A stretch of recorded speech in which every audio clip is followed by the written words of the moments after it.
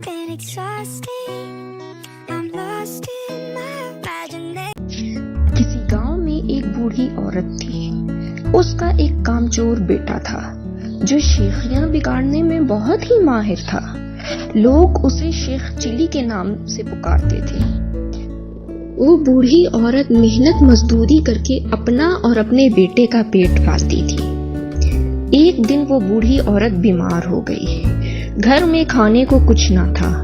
दोनों माँ बेटा ने फाका करके रात गुजारी। अगले दिन माँ ने कहा, बेटा अब मैं बूढ़ी हो गई हूँ, तुम ही कुछ काम कर लिया करो, और नहीं तो जंगल से लकड़ियाँ काट कर ले आया करो ताकि कुछ गुजर औकात हो। शेख चिल्ली ने जंगल की राह ली। जो दरख्त उसके रास्ते में आता वो उससे पूछता, मैं तुम्हें काट लूं या नहीं? किसी दरख्त ने भी उसका जवाब ना दिया। शाम होने को थी। शेख चिल्ली घर जाने का इरादा कर रहा था। इतने में उसको एक दरख्त नजर आया। उसने उसके पास जाकर पूछा, क्या मैं तुम्हें काट लूं? हाँ काट लो, लेकिन मेरी एक नसीहत याद रखना। मेरी लकड़ी का पलंग बनाना और उसे बादशाह के दरबार में पेश कर देना, और बादशाह इसकी कीमत पूछे तो कह देना, पहले इस पे एक दो रातें सो कर देखे, फिर अगर मुनासिब समझे तो खरीद ले। प्यारे बच्चों, फिर पता है क्या हुआ? शेख चिल्ली ने दरख्त की लकड़ी से पलंग तैयार किया और उसे बादशाह की खिदमत में पेश कर दिया। बादशाह ने जब इसकी कीमत पूछी तो शेख चिल्ली ने जवाब दिया, बादशाह सलामत, आप पहले इस पर एक दो रातें सो कर देखें। अगर आपको आरामदेह लगे तो जो इनाम चाहे दे दें। बादशाह बहुत हैरान हुआ और उसने शेख चिल्ली के कहने पर नौकरों को हुक्म दिया कि आज रात यही पलंग मेरे कमरे में बिछाया जाए।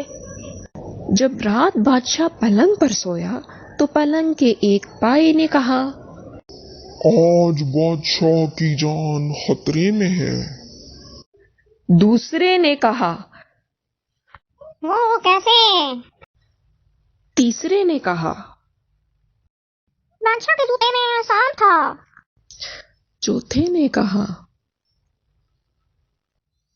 बादशाह को चाहिए कि वो सुबह जूते को अच्छी तरह झाड़ कर पहने।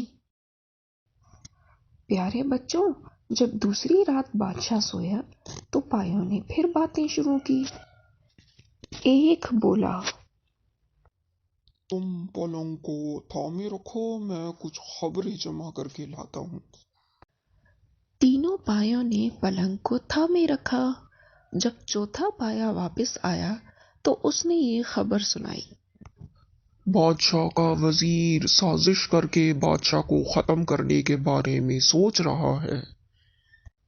फिर दूसरा पाया गया और खबर लाया, बादशाह की बीवी वजीर के साथ मिलकर बादशाह को जहर देना चाहती है। तीसरे पाए ने तजवीज दी, बादशाह को चाहिए कि वजीर को मरवा दे। चौथा पाया गया और खबर लाया, बादशाह को जो सुबह दूध दिया जाएगा उसमें जहर होगा। बादशाह ये सब सुन रहा। सुबह होते ही उसे जो दूध दिया गया उसने ना पिया, बल्कि उसने कुत्ते को दूध दे दिया। कुत्ता उसे पीते ही मर गया। बादशाह ने वजीर को मरवा दिया और अपनी बीवी को महल से निकाल दिया। शेख चिल्ली को बुलाकर उसने बहुत सा इनाम भी दिया। प्यारे बच्चों, शेख चिल्ली बहुत मालदार हो गया। उसे लोग अब शेख चिल्ली के बजाय शेख साहब कहने लगे।